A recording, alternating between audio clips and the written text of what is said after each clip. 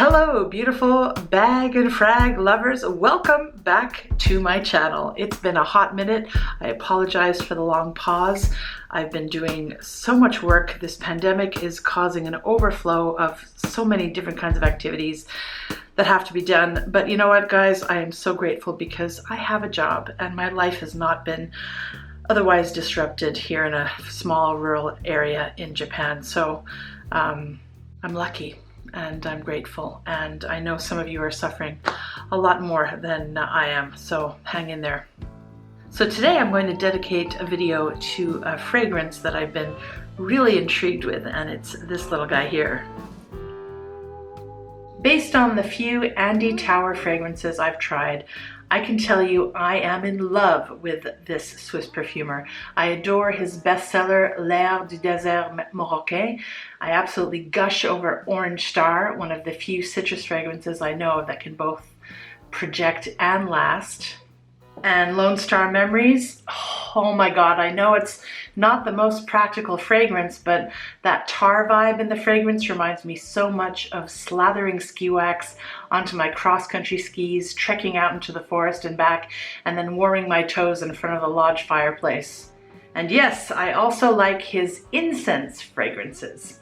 Andy Tower hasn't limited his perfumery ventures to his main line at Tower Perfumes, however.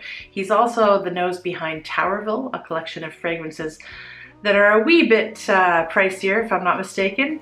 And he also has, or perhaps I should say had now, Tableau de Parfum Fragrance Creations in collaboration with films from Evelyn Avenue.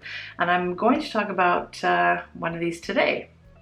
Now, Tower fragrances usually require deeper pockets in general. So when I found this Tableau de Parfum fragrance called Loretta on Medukari being sold for quite a song, actually, I had to snag it. It was a blind buy.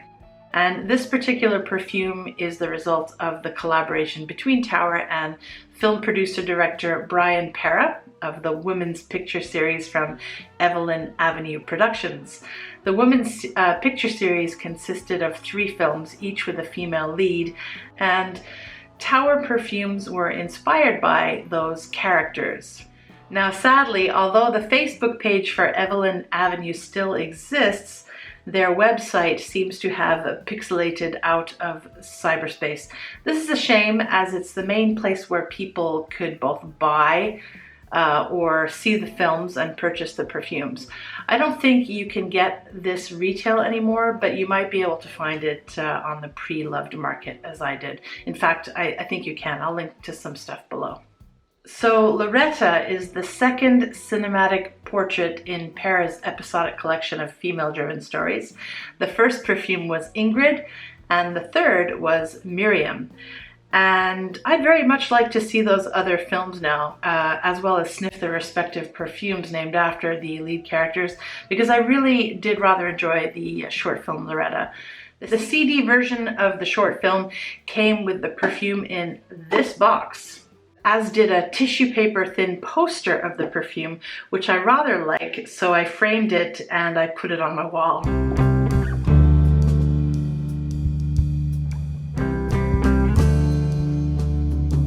So the film's about Loretta, played by Amy Levere, who's a young woman who works as a maid in the Loomis Motel. She is withdrawn and non-communicative with her workmates, particularly with one highly annoying character called Joan, who continually nags and judges her and mothers her. We see her in the film creating and living in her own fantasy world, where she dances and falls in love with a man. She ends up tricking a random guy who thinks she's someone else into sleeping with her, and the man falls in love with her, but not her with him. She has a shady past, which is revealed to us when the other maids gossip about her. She appears to have abandoned, or dare I say possibly killed, I don't know, her children. And I think there's a follow-up film to this, The Only Child or An Only Child, that might explain more. I don't know, I haven't seen that yet. But basically that's why she's left town and ended up where she is. Now, the press of this film portrays Loretta as sensual, sexy, and seductive, but honestly, Okay, I know I'm a heterosexual woman here, but this character to me is not sexual, sexy, or seductive in the least.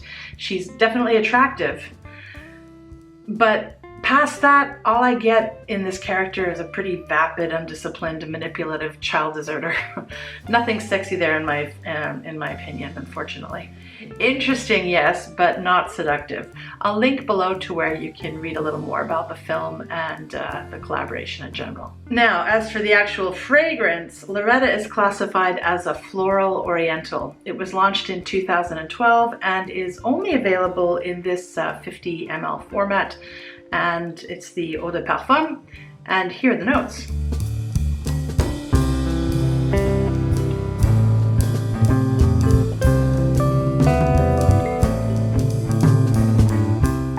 Apparently some people get grape juice out of this frag. Yes, I said grape juice, but no, not me.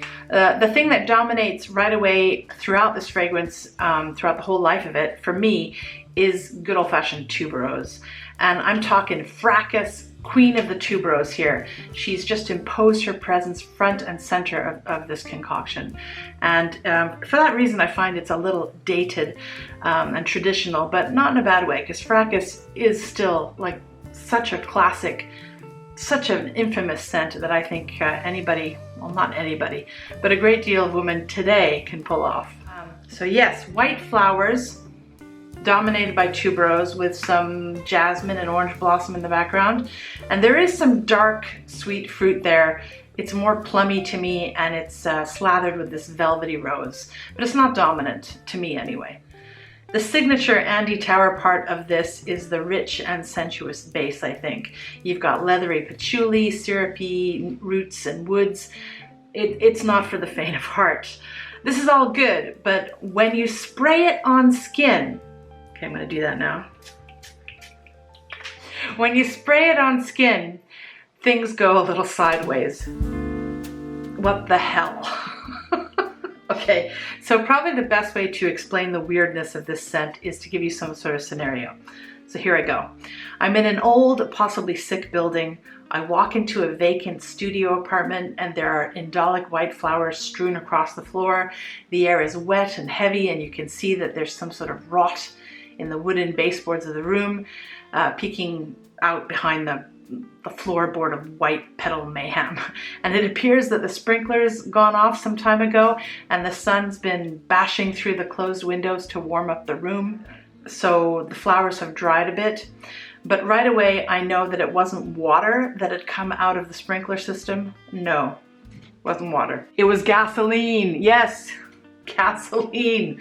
What the heck? There is petrol in here, guys, and weirdly, it's not a bad thing. Okay, so while having a hard time breathing through the potentially explosive heady florals, suddenly the glass of the window breaks and the room gets pelted with the plums. I duck to get out of the way and slip on the floor, mashing the flowers into the wood, and barely miss a plum in the face, which explodes on impact and covers me in sweet purple juice and sweetness and fruity deliciousness.